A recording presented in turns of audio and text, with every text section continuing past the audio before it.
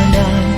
Sejarah baru kita mendidik anak watan, pembebas tanah kita. Meniup kerinduan, pencari kedamaian, meraih syahid cita, mujahid sang panglima.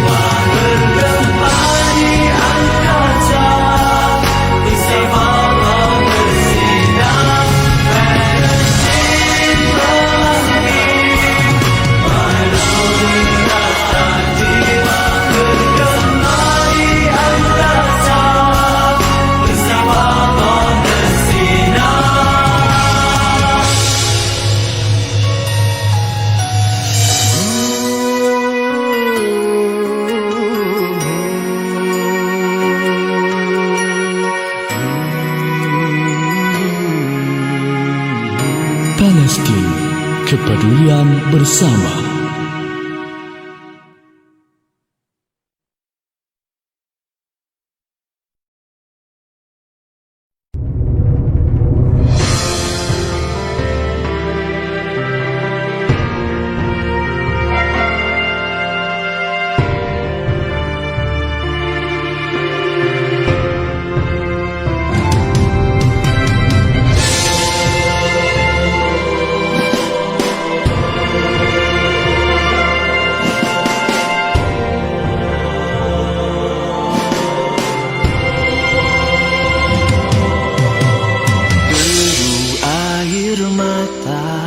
Menyampai kesedihan, tangisan anak kecil mengharap pembelaan.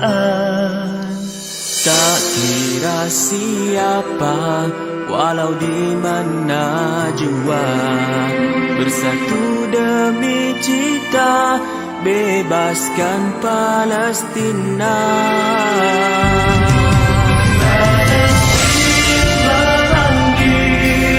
Menderu deras tapi bergema di angkasa, mimpi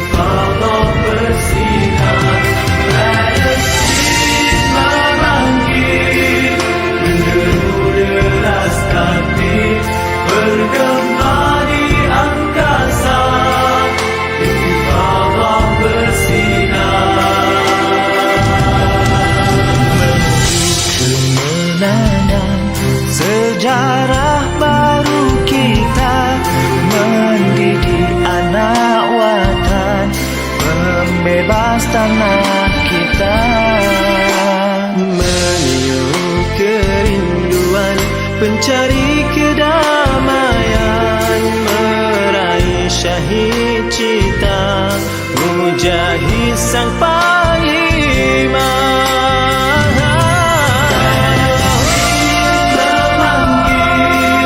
Menderu deras takbir bergema di angkasa, intifada bersinar, Palestin memanggil.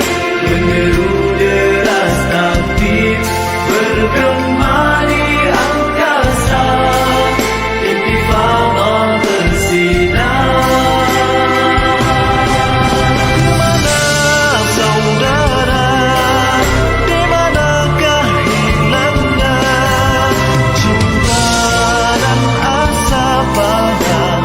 Aqsa tercinta, Bersujudlah bersama di laman sekitarnya, Al-Quds yang mulia, mengambil peda cita. melangkah dahulu, ambil muslimin, falaysa minhum, falaysa minhum. Barang siapa tidak ambil peduli nasib saudara kita, maka kita berbeza. Barang siapa tidak ambil peduli nasib saudara kita, maka kita berbeza. Tidak ambil peduli menderu deras takbir bergema di angkasa, intifada bersinar, Palestin bergema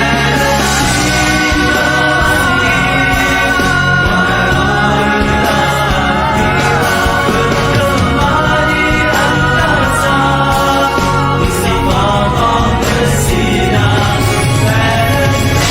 intifada bersinar, Palestin jiwa bergema di angkasa, intifada bersinar, Palestin jiwa bergema di angkasa, intifada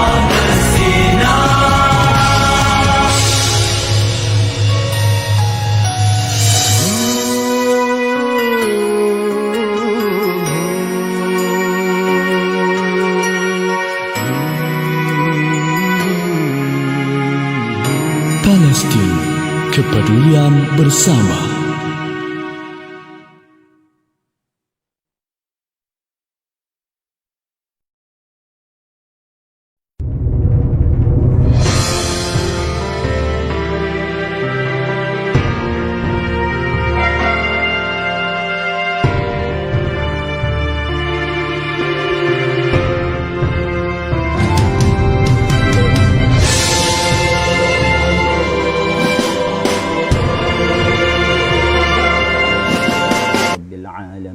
والصلاة والسلام على أشرف الأنبياء والمرسلين وعلى آله وصحبه أجمعين.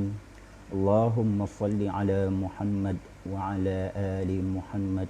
رب اشرح لي صدري ويسر لي أمري واحلل عقدة من لساني يفقه قولي.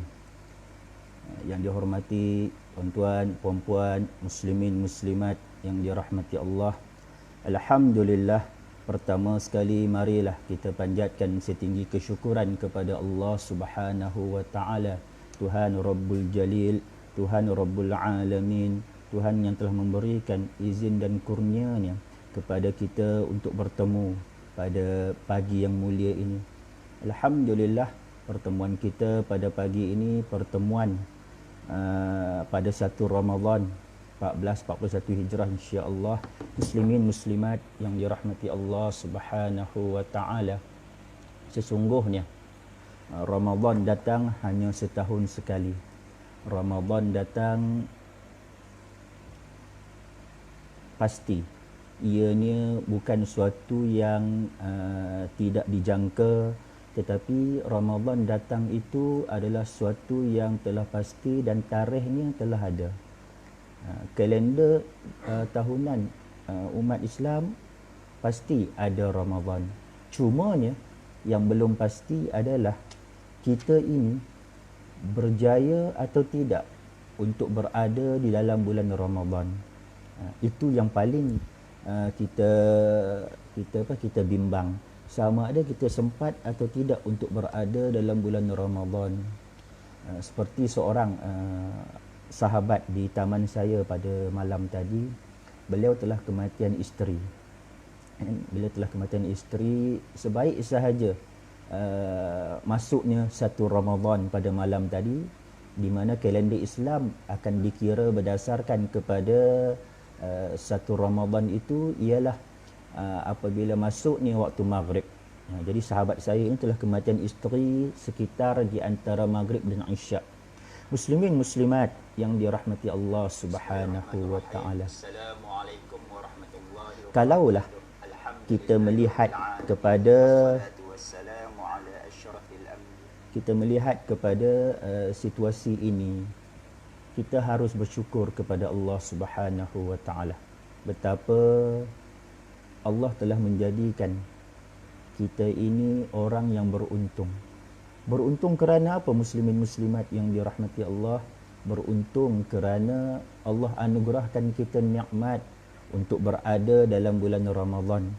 Muslimin muslimat yang dirahmati Allah Subhanahu wa taala, kalaulah kita ditakdirkan untuk tidak berada dalam bulan Ramadan, kita ini bakal menjadi orang yang rugi. Alhamdulillah, Allah berikan rahmatnya kepada kita. Allah berikan nikmatnya kepada kita untuk melalui bulan Ramadan, seperti mana firman Allah Subhanahu wa taala dalam surah Al-Baqarah ayat 183. Ya ayyuhalladzina amanu kutiba alaikumus siyam kama kutiba alal ladzina min qablikum la'allakum tattaqun. Wahai orang-orang yang beriman, telah difardukan ke atas kamu berpuasa sama seperti mana telah difardukan kepada orang-orang yang terdahulu daripada kamu. Muslimin muslimat yang dirahmati Allah Subhanahu wa taala, kalaulah Ramadan ini kita nikmati sepanjang tahun, dapat kita nikmati setiap masa, pasti kita menjadi orang yang gembira kerana di dalamnya penuh dengan kenikmatan, di dalamnya penuh dengan kesyukuran, di dalamnya penuh dengan keampunan daripada Allah Subhanahu wa taala. Dan yang paling besar dalam bulan Ramadan ialah di dalamnya adanya Lailatul Qadr, ataupun kita sebut sebagai malam Al-Qadr. Muslimin muslimat yang dirahmati Allah Subhanahu wa taala, perkongsian saya pada pagi ini insya-Allah kita akan berbicara tentang seorang sahabat Nabi sallallahu alaihi wasallam. Seorang sahabat Nabi yang cukup hebat perjuangannya dalam mendaulatkan kalimah thayyibah. Seorang sahabat Nabi yang dalam kehidupannya menyerahkan sepenuh kehidupannya kepada Allah. InsyaAllah seperti yang saya janjikan sebelum ini kepada rakan-rakan FB saya akan bersiaran langsung setiap pagi jam 8.30 pagi dari laman rasmi Facebook ISMA Pulau Pinang insya-Allah. Muslimin muslimat yang dirahmati Allah, saya rasa berbicara tentang sahabat Nabi sallallahu alaihi wasallam adalah satu bicara yang tidak akan pernah jemu. Berbicara tentang sahabat Nabi sallallahu alaihi wasallam adalah bicara yang pasti tidak akan membosankan kita. Betul tak tuan-tuan? kita bacalah sirah sahabat Nabi beratus kali, beribu kali sekalipun, insya-Allah Allah hadirkan ketenangan, keseronokan kepada kita menikmati kisah sahabat Nabi. Inilah hebatnya sahabat Nabi sallallahu alaihi wasallam. Orang-orang yang hidup sezaman dengan Nabi sallallahu alaihi wasallam. Muslimin muslimat yang dirahmati Allah. Apa itu sahabat Nabi? Sebelum kita masuk kepada kisah sahabat yang pertama pada pagi ini, kita nak kenal siapa itu sahabat Nabi. Kita duk sebut sahabat Nabi, sahabat Nabi. Siapa itu sahabat Nabi? Muslimin muslimat yang dirahmati Allah Subhanahu wa taala. Yang dikatakan sahabat Nabi itu ialah orang yang hidup dan beriman serta mati dalam iman sezaman dengan Rasulullah sallallahu alaihi wasallam.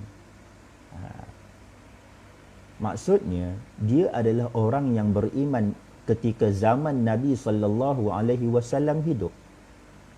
Walaupun mungkin dia mati ketika zaman Nabi ataupun dia meninggal dunia selepas Nabi wafat. Itu tak jadi masalah. Yang penting ialah awal kehidupannya dia beriman dengan Rasulullah, dia beriman dengan Allah dan dia pernah bertemu dengan Rasulullah. Pernah bertemu tuan-tuan. Maksud bertemu ni ialah tengok muka. Itu kata bertemu. Tengok muka, tengok fizikal tubuh badan, itu yang dikatakan pertemuan. Kemudian orang yang pernah bertemu dengan Nabi ini juga dia mati dalam keadaan iman. Kalau dia mati dalam keadaan tidak beriman, dia bukan sahabat Nabi. Muslimin muslimat yang dirahmati Allah Subhanahu wa taala. Ada orang pernah jumpa Nabi, kenal sangat dengan Muhammad Al-Amin, tetapi beliau tidak beriman, maka beliau bukanlah orang yang digelar sebagai sahabat. Siapa?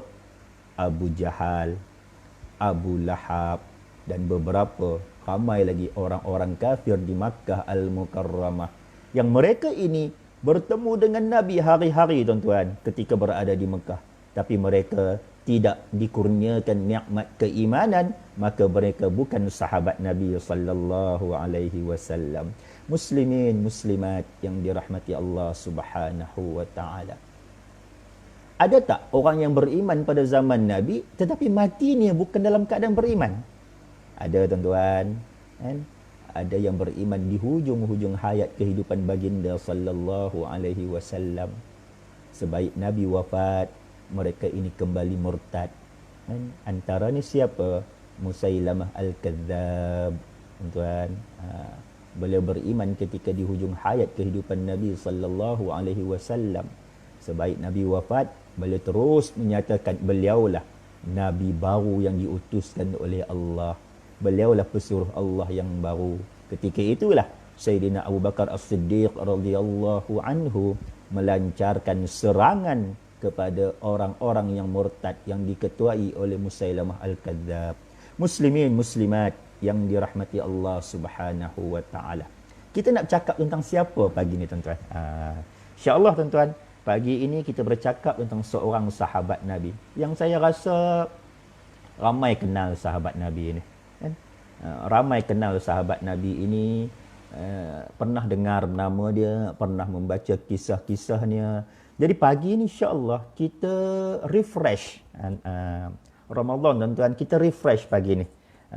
Kita segarkan minda kita dengan ingatan ke atas seorang sahabat Nabi sallallahu alaihi wasallam. Muslimin muslimat yang dirahmati Allah. Sahabat yang kita nak bincang pada pagi ini ialah Talhah bin Ubaidillah. Talhah bin Ubaidillah. Muslimin muslimat yang dirahmati Allah Subhanahu wa taala. Saya rasa ramai juga kan yang ada anak nama Talhah, ataupun ada rakan-rakan saya juga nama Talhah kan. Ramai yang letak nama anak Talhah ini, saya yakin dia tahu kisah Talhah bin Ubaidillah dan dia berdoa agar anaknya bisa jadi seperti Talhah bin Ubaidillah. Muslimin muslimat yang dirahmati Allah. Sebelum kita teruskan dengan Talhah bin Ubaidillah, saya nak baca satu hadis Nabi sallallahu alaihi wasallam. Abu Bakr fil jannah, wa Umar fil jannah, wa Uthman fil jannah, wa Ali fil jannah, wa Talhah fil jannah, wa Zubair fil jannah, wa Abdurrahman bin Auf fil jannah, wa Sa'ad bin Abi Waqqas fil jannah, wa Sa'id bin Zaid fil jannah, wa Abu Ubaidah bin Al-Jarrah fil jannah. Muslimin muslimat yang dirahmati Allah Subhanahu wa taala. Hadis ini Nabi sebut di hadapan para sahabat Nabi dengan jelas. Ada 10 nama tadi tuan-tuan. Ada 10 nama. 10 nama. Saya ulang. Abu Bakr fil jannah. Umar fil jannah. Uthman fil jannah. Ali fil jannah. Talhah fil jannah. Az-Zubair fil jannah. Abdurrahman bin Auf fil jannah. Sa'id bin Abi Waqqas fil jannah. Sa'id bin Zaid fil jannah. Wa Abu Ubaidah Al-Jarrah fil jannah. 10 orang. 10 lelaki ini adalah manusia istimewa di sisi Allah dan di sisi Nabi sallallahu alaihi wasallam. Kalau mereka tidak istimewa tuan-tuan dan puan-puan, mana mungkin Nabi menyebut secara jelas Talhah fil jannah. Talhah berada dalam syurga. Kan? Nabi sebut Abu Bakr fil jannah. Abu Bakar berada di syurga. Umar di syurga. Uthman di syurga. Ali di syurga. Talhah di syurga. Zubair di syurga. Abdurrahman bin Auf di syurga. Sa'id bin Abi Waqqas di syurga. Sa'id bin Zaid di syurga. Wa Abu Ubaidah Al-Jarrah fil jannah, juga di syurga. Tuan-tuan, puan-puan, muslimin, muslimat yang dirahmati Allah Subhanahu wa taala. Kita ini, kalau orang mai kepada kita, sebut tentang kebaikan kita dan memberikan ganjaran kepada kita, kita seronok dah tuan-tuan. Saya cukup yakin kita pasti menjadi orang yang cukup seronok. Betul tak? Kalau orang mai kata, Budi, kan, insya-Allah nanti hang akan duduk satu rumah besar di hujung sana selepas rumah tu siap nanti. Pasti hang akan duduk sana. Rumah tu siap saja, aku akan bawa hang satu keluarga pergi duduk rumah besar di sana. Tuan-tuan, kalau kita dapat ganjaran begitu, pasti kita akan seronok. Betul tuan-tuan? Tapi ini Rasulullah janjikan kepada Talhah dan 9 sahabat yang lain, bukan setakat rumah besar, bukan setakat kereta besar, bukan setakat kemewahan dunia, tapi kemewahan akhirat, iaitu syurga Allah Subhanahu wa taala yang tiada tandingannya. Muslimin muslimat yang dirahmati Allah Subhanahu wa taala. Siapa Talhah ini sampai Nabi menjanjikan syurga kepadanya? Nabi janji syurga tuan-tuan. Bila sebut Talhah fil jannah, Nabi janjikan syurga untuk Talhah bin Ubaidillah. Mari kita kenal sikit-sikit siapa Talhah ini. Muslimin muslimat yang dirahmati Allah Subhanahu wa taala. Talhah ini nama dia, kita sebut sikitlah nama panjangnya. Talhah bin Ubaidillah bin Uthman bin Amr bin Ka'ab bin Sa'ad bin At-Taimi. Panjang tuan-tuan. Orang Arab macam itulah nama dia. Dia ingat sampai tok nenek moyang dia. Kadang-kadang kita ni salah silah keluarga pun takat 2-3 keturunan je kita ingat. Tapi orang Arab ni biasa kan. Muslimin muslimat yang dirahmati Allah Subhanahu wa taala. Kita ingat Talhah bin Ubaidillah pun sudah memadai. Talhah bin Ubaidillah. Kalau nak tambah sikit lagi tuan-tuan, bin Amr. Okey, Talhah bin Ubaidillah bin Amr. Tok dia nama Amr. Okey. Talhah ini dia lahir sebagai seorang kafir Quraisy. Talhah lahir sebagai kafir Quraisy tuan-tuan. Maksudnya bukan orang beriman. Talhah ini asalnya bukan orang beriman, lahir sebagai orang kafir Quraisy. Muslimin muslimat yang dirahmati Allah Subhanahu wa taala. Talhah lahir pada 594 Masihi. Dia lahir pada 594 Masihi dan beliau meninggal dunia pada tahun 656 Masihi. Usianya lebih kurang 60 tahun ketika meninggal dunia. Cuma tarikh tu wallahu alam tuan-tuan. Ni cerita dulu ni susahlah nak jumpa tarikh dia. Okey. Talhah ni memang orang Mekah. Dia memang orang Mekah. Okey. Dan antara sahabat terawal yang memeluk Islam tuan-tuan. Talhah ini antara sahabat yang awal memeluk agama Islam, dikategorikan sebagai as-sabiqun al-awwalun, orang-orang terdahulu yang terawal memeluk agama Islam, iaitu Talhah bin Ubaidillah. Muslimin muslimat yang dirahmati Allah Subhanahu wa taala. Bagaimana Talhah ini boleh memeluk agama Islam? Tuan-tuan, bagaimana Talhah boleh memeluk agama Islam? Okay. Satu hari, tuan-tuan, muslimin muslimat yang dirahmati Allah. Talhah dia pergi berdagang, dia pergi berniaga ke satu tempat dikatakan bernama Basrah di luar Makkah Al-Mukarramah. Dia pergi berniaga. Memang dia seorang peniaga, tuan-tuan. Talhah ini memang seorang peniaga, usahawan. Hari ini kita panggil usahawan, seorang yang kuat berusaha. Dan memang ramai orang Mekah ketika itu adalah peniaga, peniaga. Dan ada juga lah yang makan gaji. Mereka makan gaji dengan peniaga ini. Tetapi ramainya mereka berniaga. Dan mereka bukan setakat berniaga di Mekah, bukan setakat berniaga di Madinah, tapi mereka berniaga di tempat-tempat di pasar-pasar besar, antaranya di Syam, di pasar Basrah di Iraq. Itu antara pasar-pasar yang terkenal pada zaman mereka saat itu. Dan Talhah ini dia bawa barang-barang perniagaannya, dia pergi berniaga, dan dia seorang yang cerdik berniaga, seorang yang sangat bijak untuk berniaga. Dan usianya ketika itu, tuan-tuan, ni saya nak sebut usia dia. Usia Talhah dikatakan dalam sejarah ketika dia berniaga itu baru berusia 16 tahun, tuan-tuan. 16 tahun. Saya sebut 16 tahun ini kerana apa? Kerana dalam sejarah menukilkan Talhah bin Ubaidillah memeluk agama Islam, melafazkan kalimah tayyibah la ilaha illallah Muhammad Rasulullah adalah pada usia 16 tahun. Tuan-tuan, usia 16 tahun telah pergi keluar Makkah untuk berdagang, untuk berniaga. Satu kerja yang hebat sebenarnya, tuan-tuan.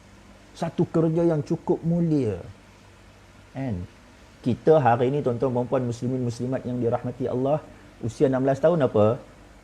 Anak-anak kita buat masih berada di sekolah. Baguslah, bukan saya kata tak bagus berada di sekolah. Memang sepatutnya pun berada di sekolah. Cuma kita nak sebut betapa pada usia 16 tahun, Talhah telah diajar untuk berdikari. Pada usia remaja, Talhah telah berani untuk keluar dari kepompong kehidupannya yang agak selesa untuk keluar berniaga.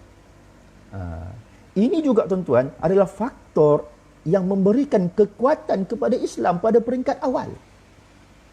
Peribadi-peribadi sebegini, peribadi yang boleh berdikari, peribadi yang kuat, peribadi yang ada sikap untuk berjuang. Tuan-tuan, orang berniaga ini dia memang seorang pejuang, tuan-tuan. Tuan-tuan kalau tak percaya, tengok kawan-kawan tuan-tuan yang berniaga.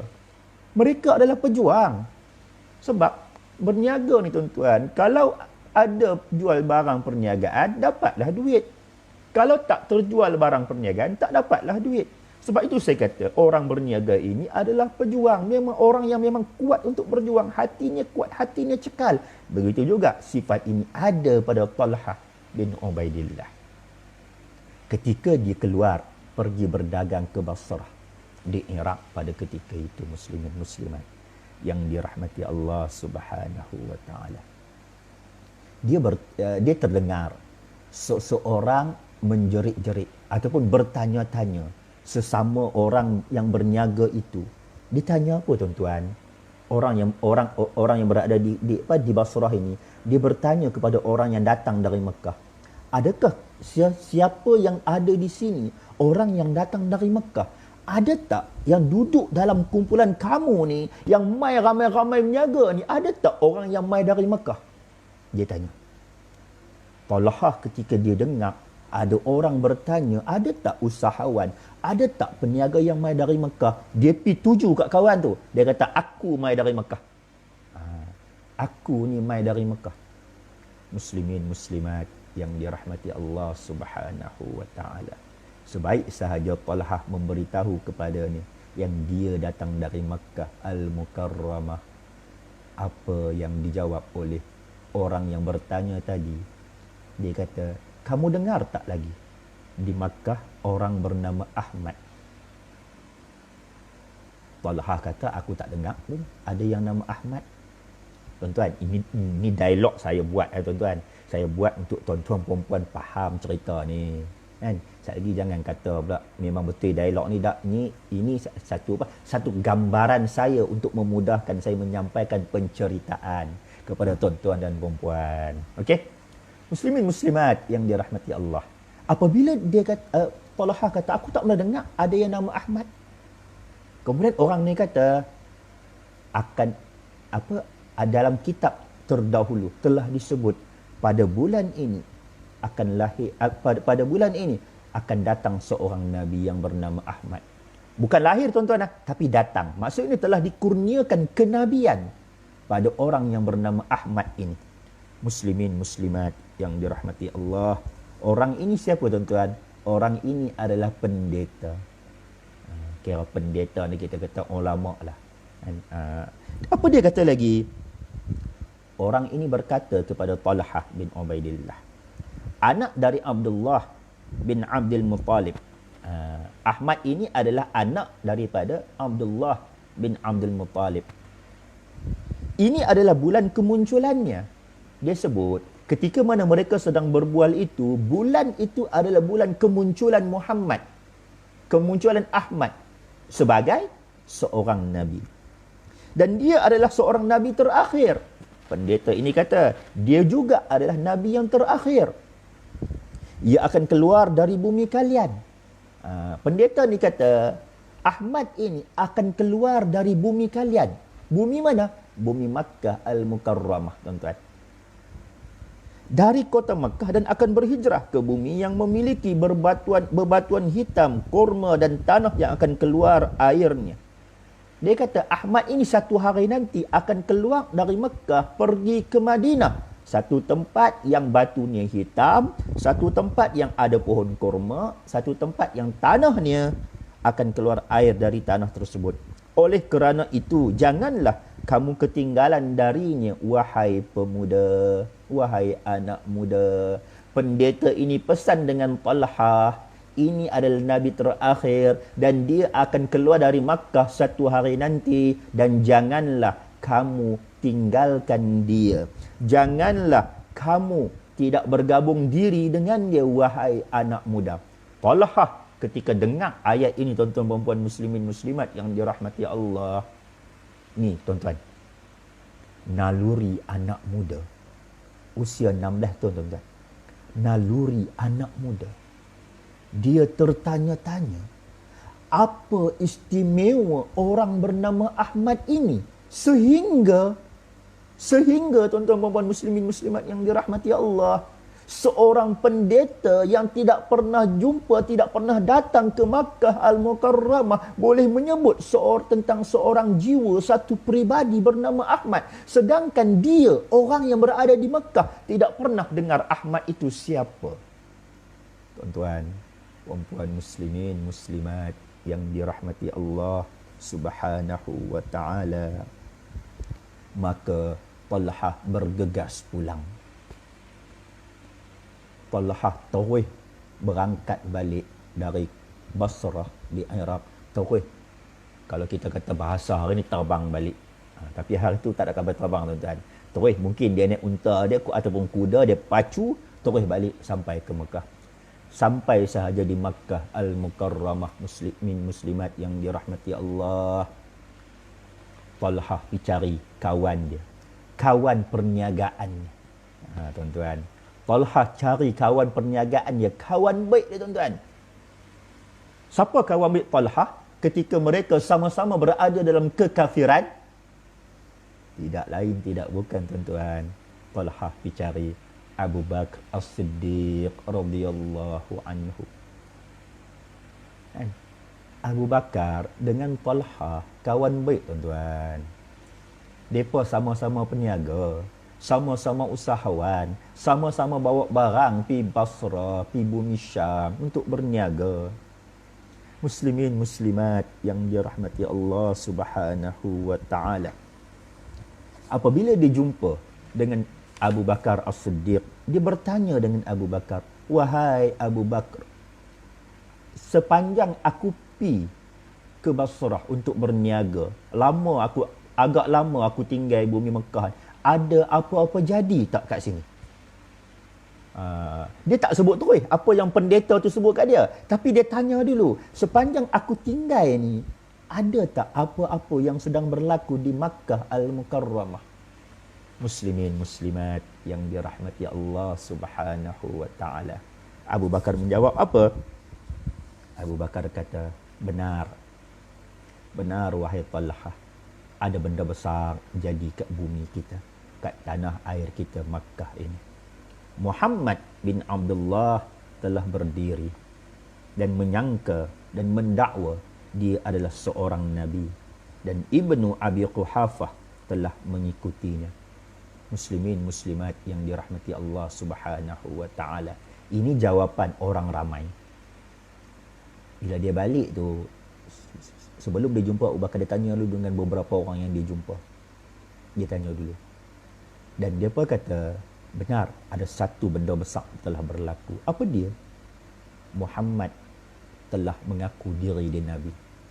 Dan Abu Bakar, sahabat baik kamu, telah ikut dengan Muhammad. Orang kenal tak Muhammad di Makkah tuan-tuan? Orang kenal tuan-tuan. Ramai yang kenal.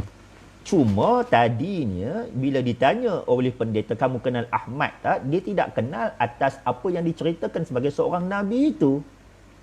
Muhammad ini memang dikenali di Makkah Al-Mukarramah tuan-tuan, sehingga orang memanggilnya dengan gelaran Al-Amin, orang yang paling dipercayai ketika itu. Muslimin muslimat yang dirahmati Allah Subhanahu wa taala. Sebaik sahaja diberitahu bahawa Abu Bakar telah mengikut Muhammad ini, bergegas Talhah pergi bertemu dengan Muhammad. Apabila dia telah bertemu dengan Abu Bakar As-Siddiq radhiyallahu anhu. Apabila dia telah bertemu dengan Abu Bakar As-Siddiq radhiyallahu anhu, dia terus bertanya dengan Abu Bakar, "Wahai Abu Bakar, apakah benar bahawa ada seorang bernama Muhammad yang telah mendakwa dirinya Nabi, dan kamu juga wahai Abu Bakar telah mengikutinya? Benar tak? Betul tak? Ada satu hamba Allah kata dia telah diangkat menjadi Nabi, mendakwa dia adalah seorang Nabi, dan kamu juga telah ikut dia, telah mula untuk mengikutinya." Apa jawab Abu Bakar? Muslimin muslimat yang dirahmati Allah, ya benar. Benar, Muhammad seorang Nabi dan aku telah mengikutinya. Muslimin muslimat yang dirahmati Allah Subhanahu wa taala. Sebaik sahaja Abu Bakar mengaku perkara tersebut, Talhah terus menceritakan kepada Rasulullah kepada Abu Bakar As-Siddiq radhiyallahu anhu apa yang dia temui di bumi Basrah. Dan pertemuan dengan pendeta diceritakan kepada Abu Bakar. Selepas sahaja diceritakan kepada Abu Bakar, Abu Bakar pun terus ajak Talhah, jom kita pergi jumpa terus dengan Muhammad, hang cerita semua ni depan Muhammad sallallahu alaihi wasallam. Muslimin muslimat yang dirahmati Allah Subhanahu wa taala. Lalu aku pun pergi menemui Muhammad. Talhah bercerita. Lalu dia bersama Abu Bakar pergi menemui Muhammad. Diceritakan kepada Muhammad tentang kisah si pendeta di Basrah. Maka beliau pun gembira kerana dengan kegembiraan besar yang nampak dari wajahnya. Muslimin muslimat yang dirahmati Allah Subhanahu wa taala. Sebaik sahaja menceritakan kepada Nabi, Nabi pun bercerita sikit kepada Talhah. Terus Talhah, la ilaha illallah. Muslimin muslimat yang dirahmati Allah Subhanahu wa taala. Talhah bin Ubaidillah adalah antara sahabat Nabi yang memeluk agama Islam melalui Abu Bakar As-Siddiq radhiyallahu anhu. Siapa lagi tuan-tuan dan puan muslimin muslimat yang dirahmati Allah yang memeluk agama Islam melalui tangan ataupun melalui Abu Bakar As-Siddiq, Talhah bin Ubaidillah, Uthman bin Affan, Abdul Rahman bin Auf. Ini 3 orang tuan-tuan. Antara yang memeluk Islam pada peringkat awal melalui Abu Bakar As-Siddiq radhiyallahu anhu. Muslimin muslimat yang dirahmati Allah Subhanahu wa taala. Apabila keluarga Talhah mengetahui tentang keislamannya, mereka amat marah. Tuan-tuan, waktu itu tidak ada keluarga yang tidak marah apabila salah seorang ahli keluarga mereka memeluk agama Islam. Mereka pasti marah, tuan-tuan. Mereka akan sangat marah dengan orang yang memeluk agama Islam. Tidak akan ada yang bereda, yang bersetuju. Begitu juga dengan nasib Talhah. Begitu juga dengan nasib Talhah bin Ubaidillah. Semua orang, keluarganya, jiran tetangganya, adik-beradiknya, semua mula membenci Talhah bin Ubaidillah. Semua mula untuk menunjukkan kemarahan yang amat dahsyat kepada Talhah bin Ubaidillah. Muslimin muslimat yang dirahmati Allah Subhanahu wa taala. Bukan setakat caci mulut sahaja yang mereka lakukan, tetapi mereka juga telah melakukan penyiksaan fizikal terhadap Talhah bin Ubaidillah.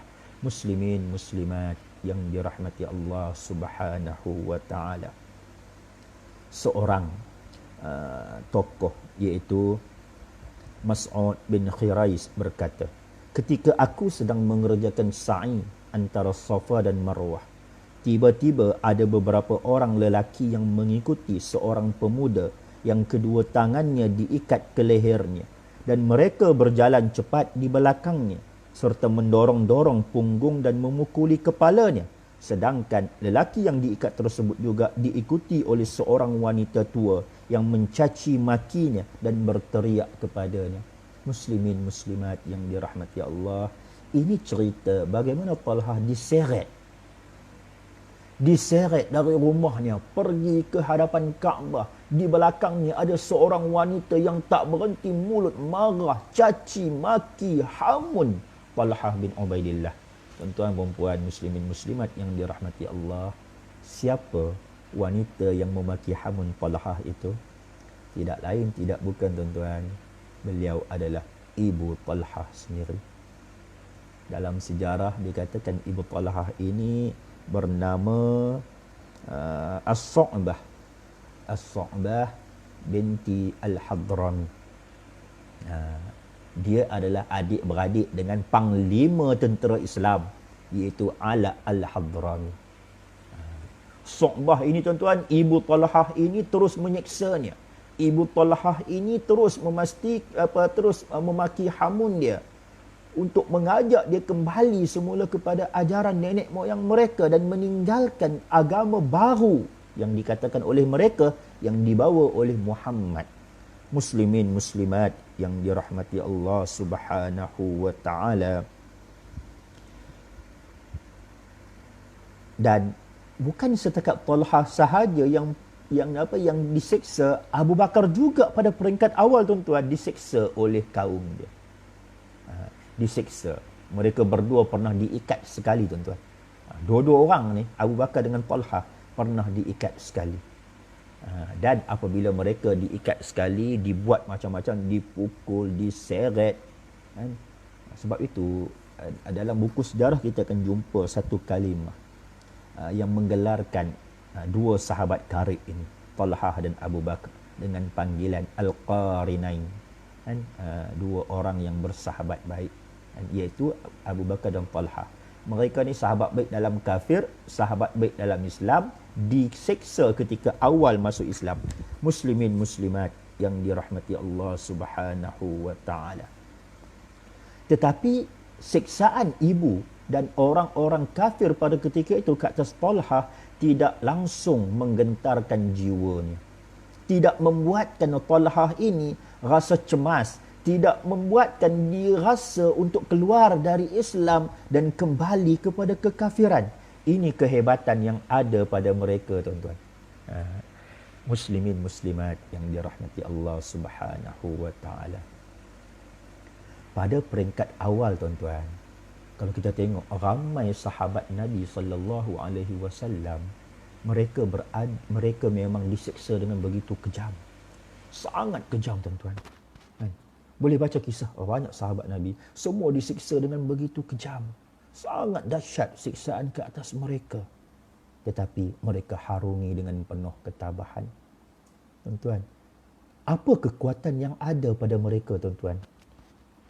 Saya bila baca kisah banyak sahabat Nabi ni, tuan-tuan, ketika melihat, membaca mereka disiksa, mereka didera, mereka dipukul, tuan-tuan. Sedangkan saat itu mereka belum pun belajar Islam sehebat saya rasa seperti kita ini. Kan? Khatam Quran beratus kali. Tuan-tuan, kita belajar agama sampai ke Mekah, sampai ke Madinah, sampai ke Mesir, sampai ke Arab Saudi, sampai ke merata tempat kita belajar. Kita dapat sampai PhD setengah daripada kita. Maksud saya nak sebut betapa, kalaulah kita nak compare zaman ketika mana sahabat Nabi memeluk agama Islam waktu itu, mereka hanya belajar satu kalimah. La ilaha illallah. Tuan, itulah kalimah yang kuat melekat dalam jiwa mereka. Mereka memahami tentang kekuatan kalimah itu. Mereka memahami maksud kalimah itu. Di situ ada akidah. Muslimin muslimat yang dirahmati Allah, mereka sanggup mempertahankan diri, mereka sanggup mempertahankan jiwa raga, mereka sanggup mempertahankan akidah mereka walaupun mereka disiksa, walaupun mereka terpaksa mati kerana hanya dengan mengatakan ahad, Allahu ahad, tiada Tuhan yang disembah melainkan Allah, Nabi Muhammad itu pesuruh Allah, mereka tidak kisah selain daripada itu. Muslimin muslimat yang dirahmati Allah Subhanahu wa taala. Itu kisah keislaman Talhah. Dan dalam beberapa buku sejarah yang saya baca, dikatakan selepas beberapa ketika, ibu Talhah yang bernama As-Su'bah itu juga telah memeluk agama Islam. Itu kita kena cari lah, tuan-tuan. Okey. Tak pasti sama ada Alaq itu mungkin adik dia, adik pada Su'bah, Alaq Al-Hadrami. Tuan-tuan boleh baca kisah Alaq, Panglima Alaq Al-Hadrami, seorang tabi'in. Muslimin muslimat yang dirahmati Allah Subhanahu wa taala. Kita berpindah kepada bab seterusnya.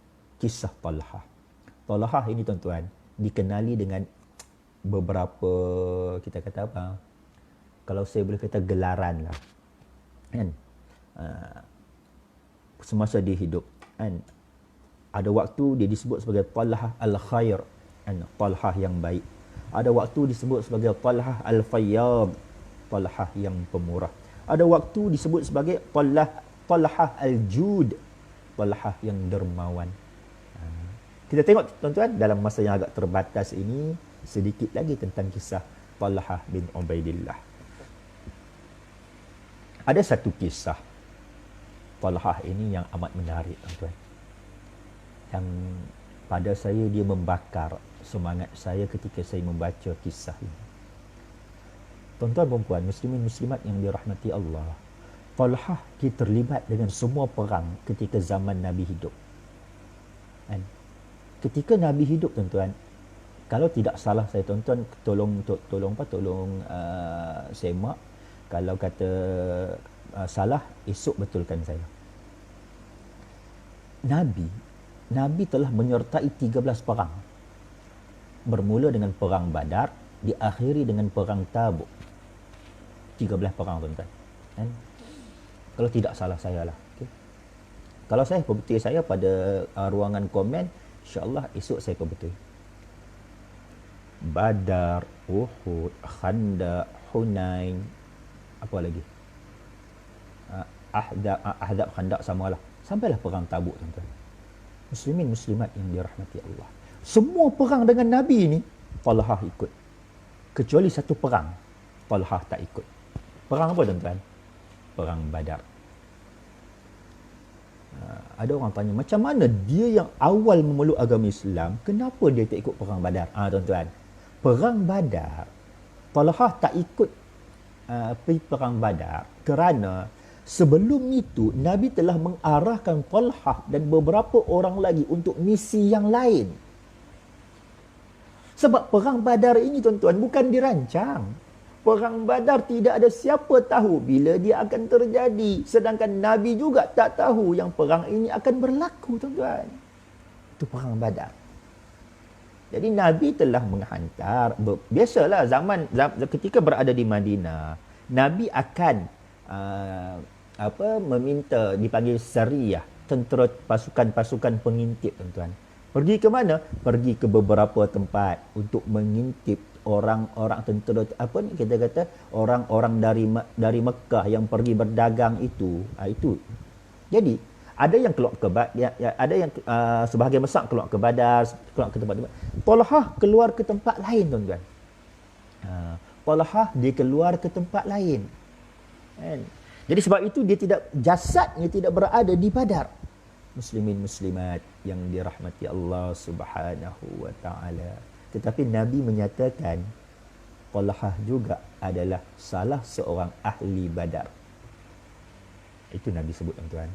Tapi kita bukan nak sebut yang itu, tuan-tuan, pagi ni. Kita nak sebut satu cerita yang cukup menarik, tuan-tuan. Ketika perang Uhud. Ini Talhah. Fizikalnya dia berada di medan Uhud. Muslimin muslimat yang dirahmati Allah Subhanahu wa taala. Perang Uhud ni saya rasa semua tahu cerita perang Uhud. Pada peringkat awal orang Islam hampir menang.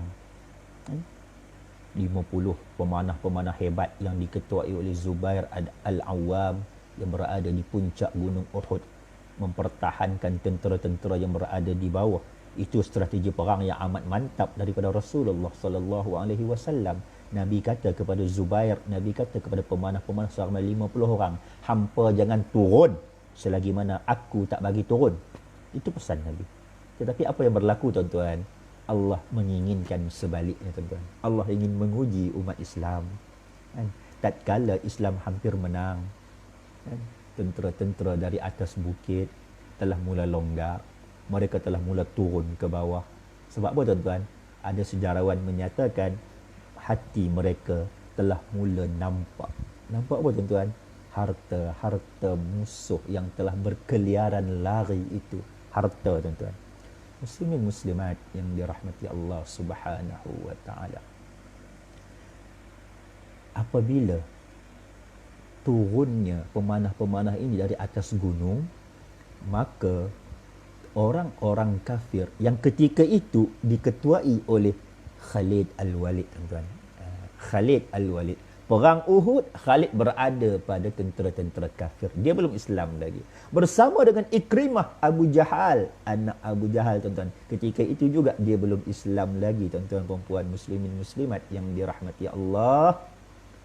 Mereka pergi ke mana, tuan-tuan? Mereka kembali untuk menyerang umat Islam dari arah kanan dan kiri, dari arah belakang gunung Uhud. Kalau tadi mereka nak mai, pemanah-pemanah dari atas telah memanah mereka di bawah. Mereka tak boleh masuk lebih daripada gunung Uhud tersebut. Tapi apabila pemanah-pemanah telah turun, mereka datang dari belakang, datang dari kanan, datang dari kiri, kucar kacir tentera-tentera Islam. Saat itulah, tuan-tuan, perempuan, muslimin muslimat yang dirahmati Allah, Nabi cedera. Gigi Nabi patah, badan Nabi berbalok dengan serangan-serangan kafir Quraisy laknatullah alaih. Muslimin muslimat yang dirahmati Allah, ada satu situasi di mana Nabi hanya dikelilingi lebih kurang oleh 11 orang sahabat Nabi. Kan? Kalau tak ada 11 orang ini, Nabi mungkin mati, tuan-tuan. Ada 11 orang sahabat Nabi sedang berhadapan dengan musuh-musuh Allah. Muslimin, muslimat yang dirahmati Allah Subhanahu wa ta'ala. Kalaulah kita berada pada situasi itu, kita nak mempertahankan seorang Nabi ini, tuan-tuan, saya cukup yakin kalau kita sendiri pun kita akan berikan jiwa dan raga kita. Begitulah dengan 11 orang sahabat Nabi ini, tuan-tuan, perempuan muslimin muslimat yang dirahmati Allah. Apa mereka buat, tuan-tuan dan puan? Nabi berkata kepada mereka, siapa yang nak jadi teman aku di syurga, ayuh mara ke hadapan. Allah, tuan-tuan. Tuan-tuan tak mau ke, tuan-tuan? Kalau Nabi sebut pada tuan-tuan, siapa yang nak jadi teman aku di syurga, ayuh mara ke hadapan. Apa maksud ayuh mara ke hadapan? Pergi, lawan dengan mereka itu, bertempur dengan orang-orang kafir laknatullah alaihi itu, tuan-tuan. Talhah orang pertama, tuan-tuan. Aku, wahai Rasulullah. Talhah menjadi orang pertama. Nabi habis saja ayat tu, Talhah kata, aku, wahai Rasulullah. Aku nak marah ke depan. Apa jawab Rasulullah? Wahai Talhah, duduk di tempat kamu. Duduk di tempat kamu. Nabi tak izinkan, tuan-tuan, Talhah untuk pergi. Bangun seorang orang Ansar, dia marah ke hadapan. Tuan-tuan, 11 orang yang ada dengan Nabi itu, 10 adalah orang Ansar, Talhah seorang je Muhajirin. Marah sahabat Ansar, syahid. Bangun yang kedua, marah sahabat Ansar, syahid. Nabi kata lagi, siapa nak jadi teman aku di syurga, ayuh marah ke hadapan. Tuan-tuan, Talhah bangun lagi, aku, wahai Rasulullah. Nabi kata sekali lagi, duduk diam-diam, wahai Talhah. Duduk di tempat kamu. Tuan-tuan, mara Ansar. Sampai habis 10 orang Ansar mara. Semua ni syahid fi sabilillah di medan Uhud. Ketika itulah Nabi kata kepada Talhah, ayuh Talhah, mara ke hadapan. Muslimin, muslimat yang dirahmati Allah Subhanahu wa ta'ala. Talhah mara ke hadapan. Talhah berjuang, berjihad dengan sepenuh hati, dengan sepenuh tenaga, tuan-tuan, sehingga dikatakan pergelangan tangannya putus, tuan-tuan. Tuan-tuan, perempuan muslimin muslimat yang dirahmati Allah, pergelangan tangan Talhah putus.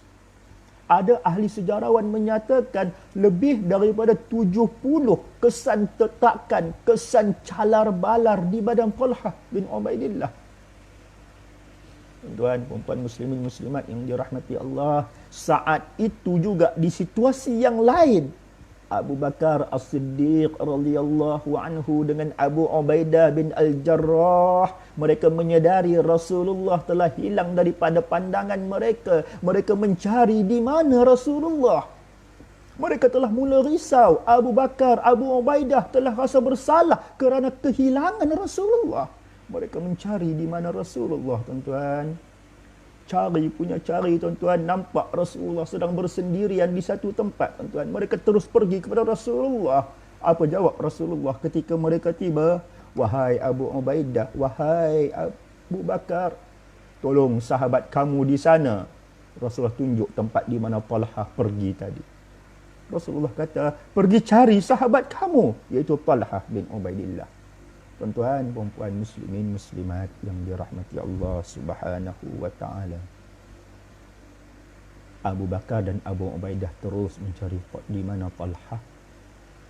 Rupa-rupa ni, tuan-tuan, mereka menjumpai jasad Talhah sedang terbaring di atas tanah.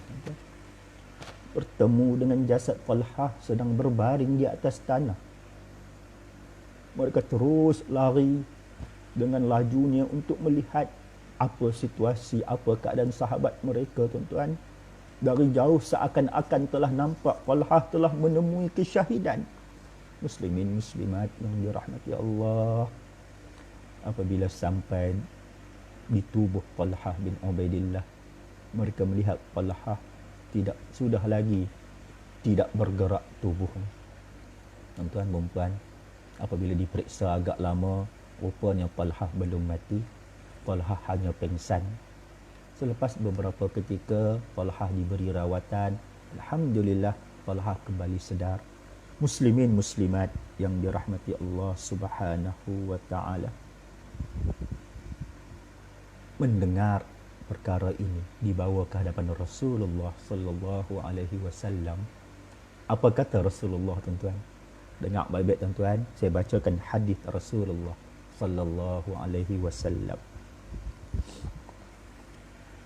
Man sarrahu an yanzura ila rajulin yamshi 'ala al-ard wa qad qada nahbahu falyanzur ila Talhah bin Ubaidillah. Ini kata-kata Rasulullah, tuan-tuan. Barang siapa yang ingin melihat kepada seorang lelaki yang berjalan di muka bumi, namun ia telah memenuhi janji-janjinya, iaitu mati syahid, maka silakan melihat kepada Talhah bin Ubaidillah. Muslimin muslimat yang dirahmati Allah Subhanahu wa taala.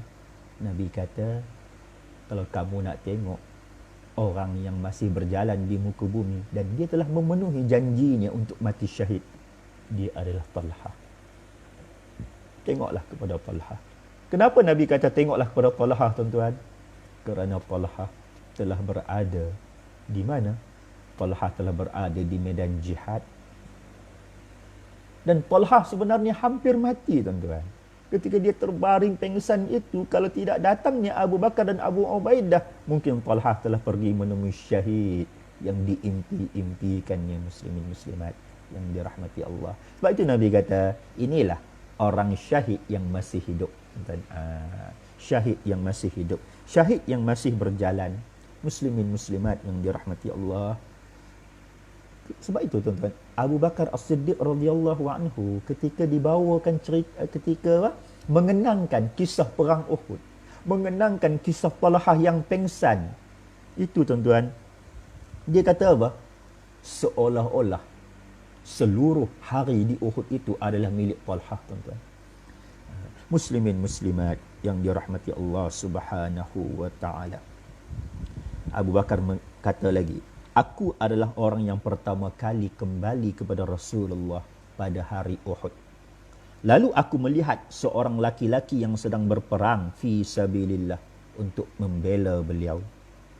Aku kemudian berkata kepada diri sendiri, aku berkata, nak Abu Bakar bila sampai tu dia nampak seorang lelaki sedang berjuang dan dalam hati dia sebut terdetik, semoga itu adalah Talhah. Aku berharap ia dapat menggantikan apa-apa yang telah tertinggal daripada diri kami. Talhah akan menjadi laki-laki dari kaumku yang paling aku cintai. Allahu Akbar, tuan-tuan. Ini kata-kata Abu Bakar As-Siddiq radhiyallahu anhu. Talhah akan menjadi satu-satunya lelaki yang paling dia cintai dari kaumnya. Pada saat itu, antara aku dan orang-orang musyrik dipisahkan oleh seorang laki-laki yang aku tidak bisa lihat dengan jelas, iaitu Talhah bin Ubaidillah. Muslimin muslimat yang dirahmati Allah Subhanahu wa taala.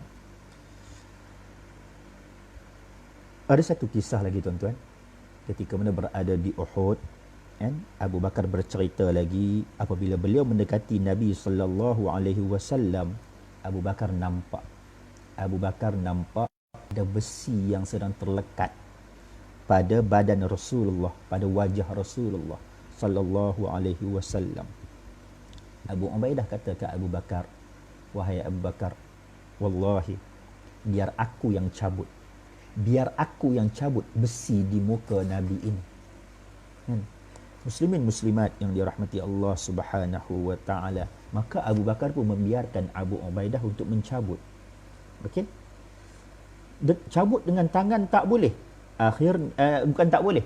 Abu Ubaidah bimbang kalau dicabut dengan tangan dia akan menyakitkan Rasulullah. Tu sahabat, tuan-tuan, sangat sayang dengan Rasulullah.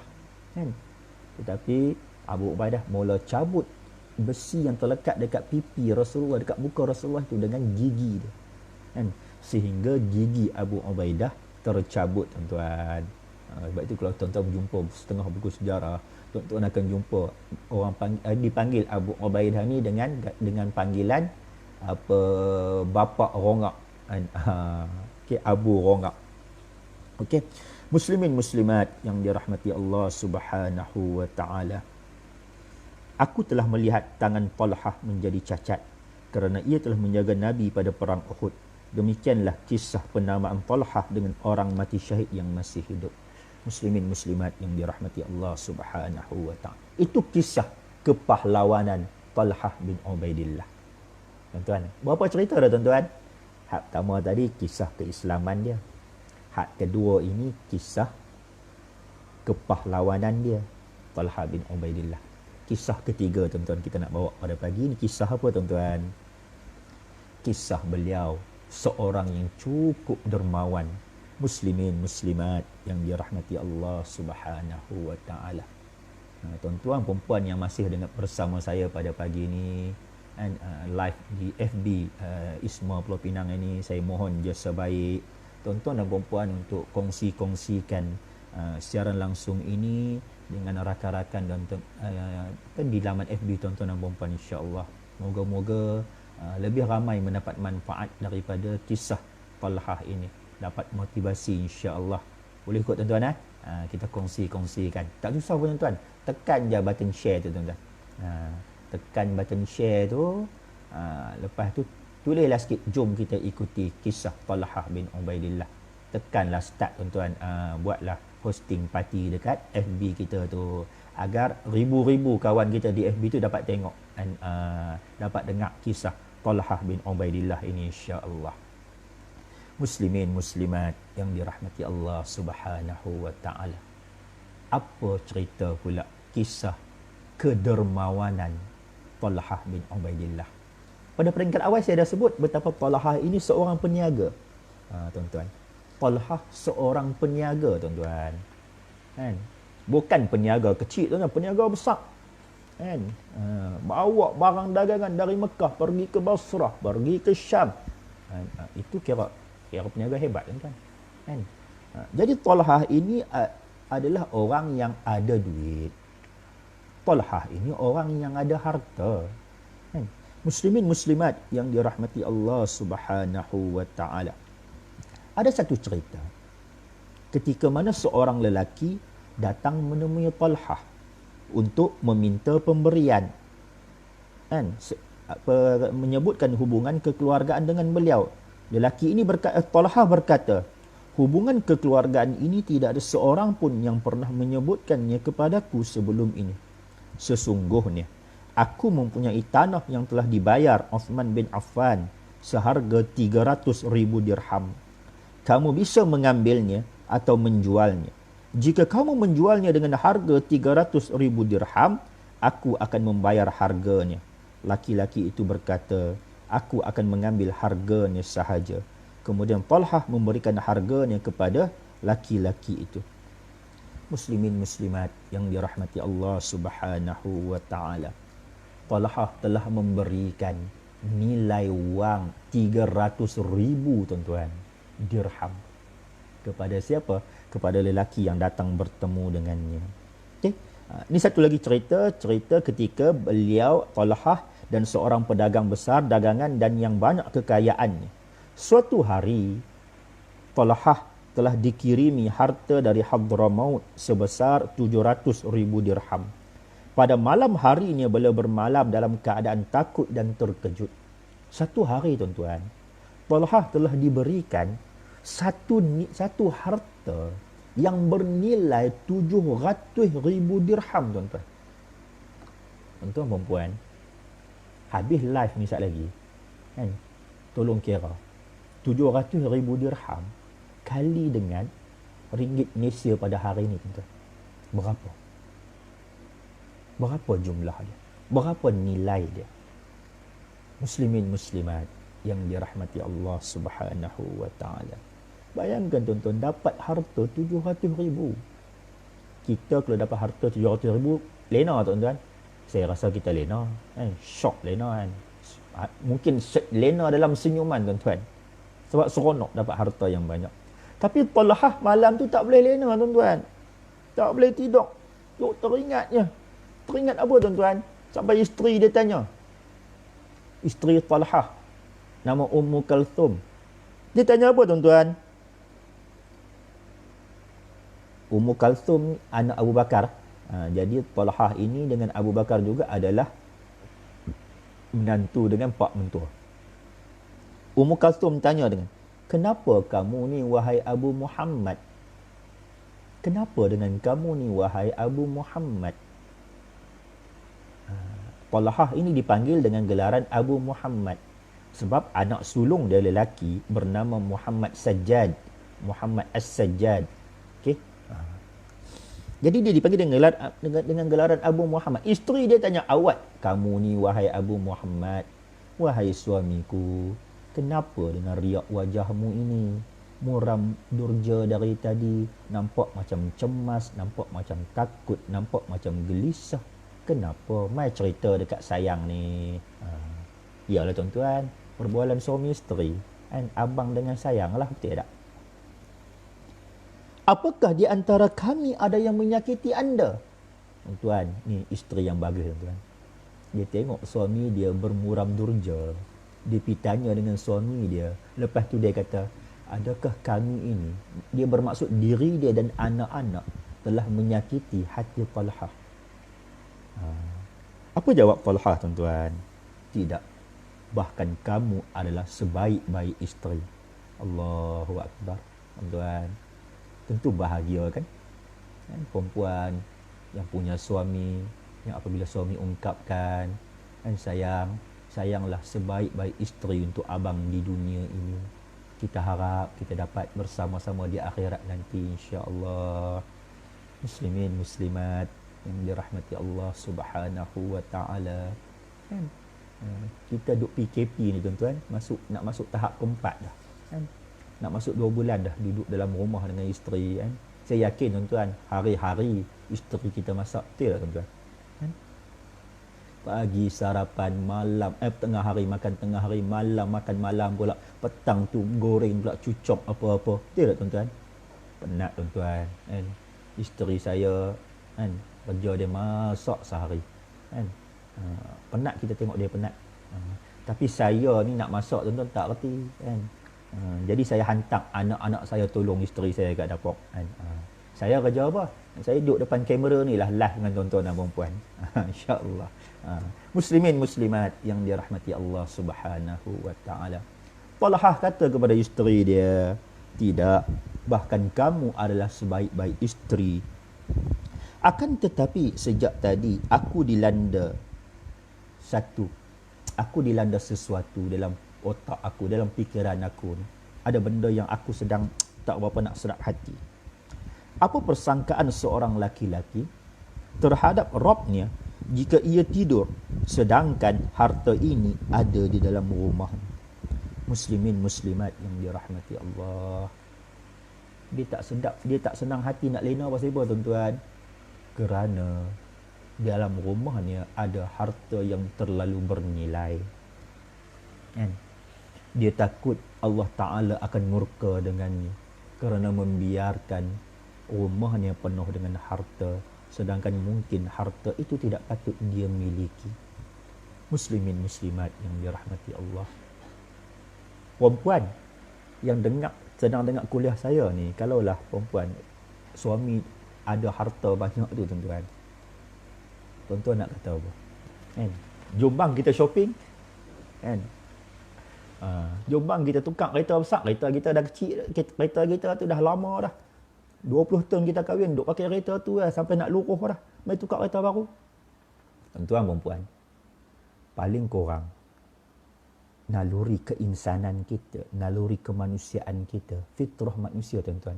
Jangan kata orang lain tuan-tuan. Saya sendiri pun kalau ada harta banyak tu tuan-tuan, kita mungkin akan rasa kita nak guna duit tu untuk kita. Bukan kita rompak di orang tuan-tuan. Orang mai bagi kat kita. Bukan kita rompak. Orang mai bagi kat kita. Kita rasa mungkin kita nak belanjakan. Betul tak tuan-tuan? Muslimin muslimat yang dirahmati Allah Subhanahu wa taala. Bila ditanya kepada isterinya Ummu Kalthum, apa jawab Ummu Kalthum tuan-tuan? Perempuan, isteri-isteri yang sedang dengar ni, dengar baik-baik apa jawapan Ummu Kalthum. Lantas, apa yang buat kamu bimbang, wahai suamiku? Dia tanya suami dia, apa yang buat abang ni bimbang? Tolong mai habaq dekat sayang Sat. Jangan bagi sayang risau. Okay? Kalau abang bimbang, sayang pun bimbang. Jangan bagi bimbang macam ni. Mai cerita kat. Isteri dia teruskan lagi. Tidakkah anda melihat keadaan kaum dan teman-teman anda?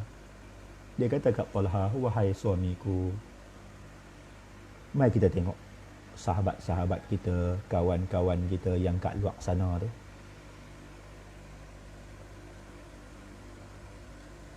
Jika telah datang waktu pagi, agih-agihkanlah harta itu kepada mereka.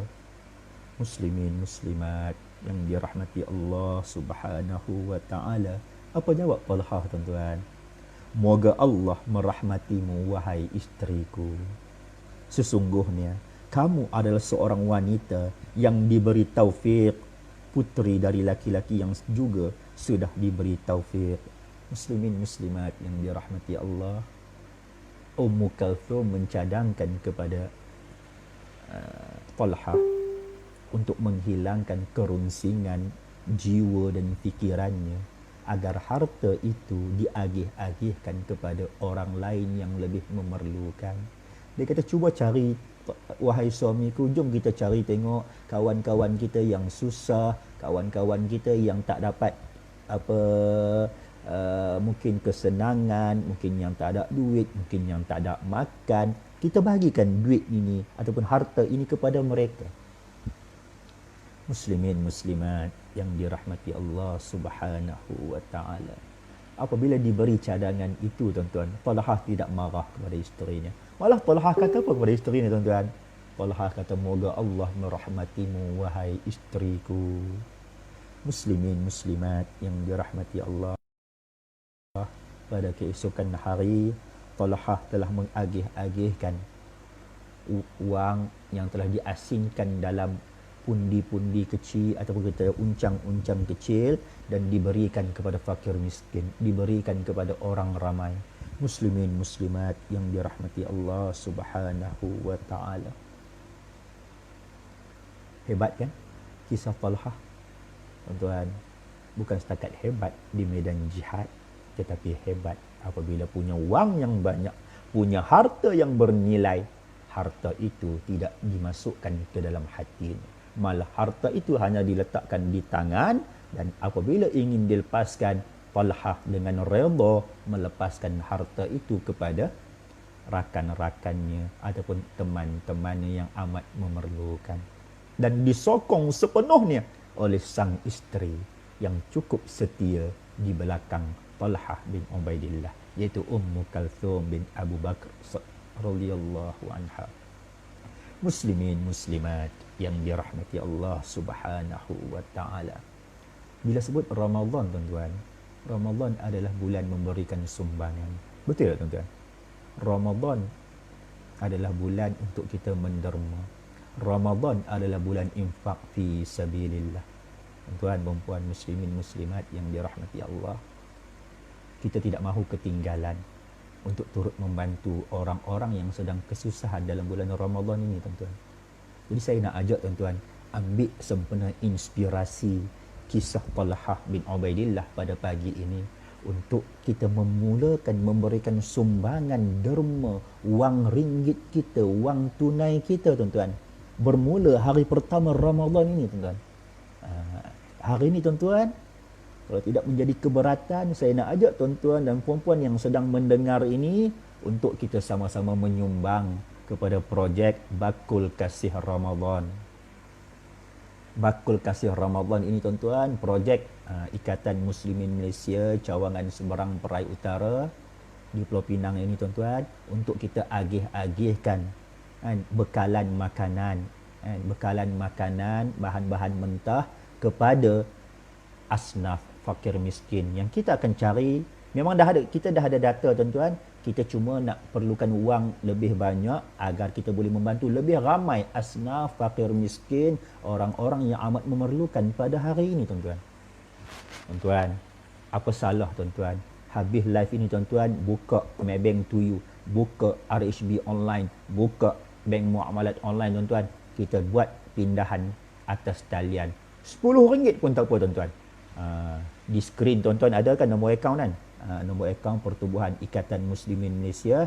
Masukkan tuan-tuan duit kita, sumbangan kita ke dalam akaun tersebut insya-Allah.